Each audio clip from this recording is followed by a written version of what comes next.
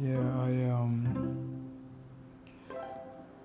I remembered as soon as I got down street and got out to near the subway, and I looked back and I saw the building coming down. I work for Benjamin Enterprises. It's a custodian company who cleaned the buildings. I was in my office, 64th floor.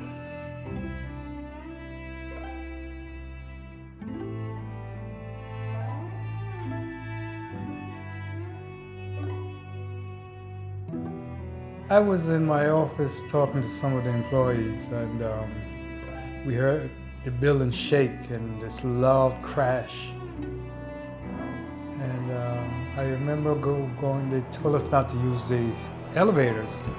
So we ran downstairs, and as soon as I ran downstairs, I saw people dropping in front of me, jumping out of buildings. And then it's when I looked up and I saw the smoke coming from the side of the building, the plane hanging out, and people running all over the place. And I ran down the subway because on the bottom they have a subway station under the buildings. And I didn't want to get hit with falling debris, so I went down in the subway. And 3 seconds after that, the lights went out. So I walked from the tower to Water Street in the dark.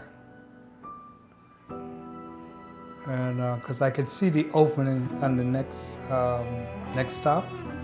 Only thing that just the opening and the lights from the outside.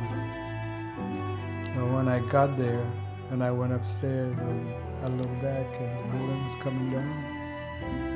And I remember this lady, she walked up to me, she said, "You've been resisting God." Just like that, I've never seen her before. And she said that to me, and then she just walked away. And I always wonder about that lady, because I've never seen her before or after. And she doesn't know how right she was in saying that to me. I had this friend of mine, she's a Russian lady, she should bring me coffee every morning. And I hated coffee, I don't like domestic coffee. But she was a nice lady, and she had polio when she was a little girl.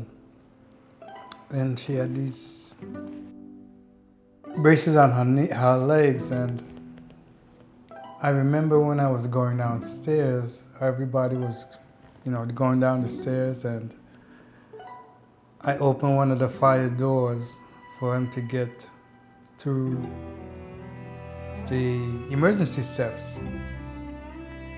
And I looked around again and she wasn't there. She went out the window. And for years I couldn't remember her name. I couldn't remember her name for saving my life. And I knew her for quite a while. I knew her family. I haven't talked about that in years. Out of 26 in my office, only 9 of us came out.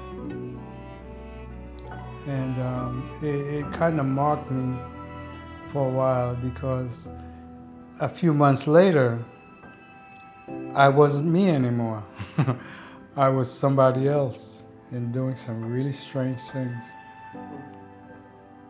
So after about a year and a half, I decided to go and get some help, because I just wasn't me anymore. And they just scared the hell out of me.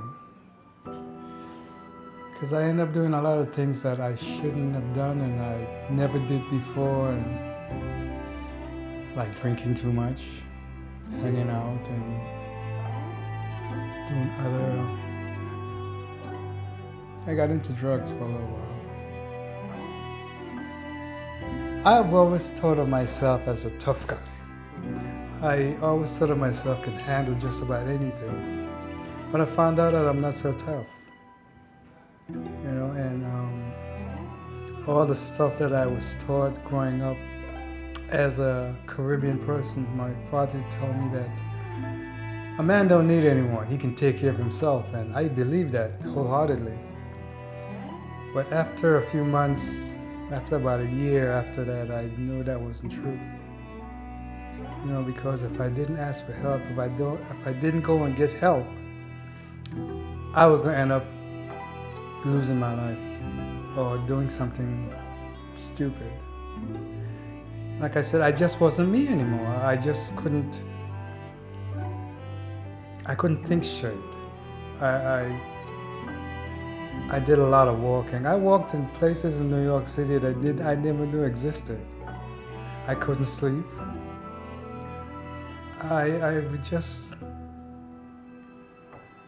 was just really messed up.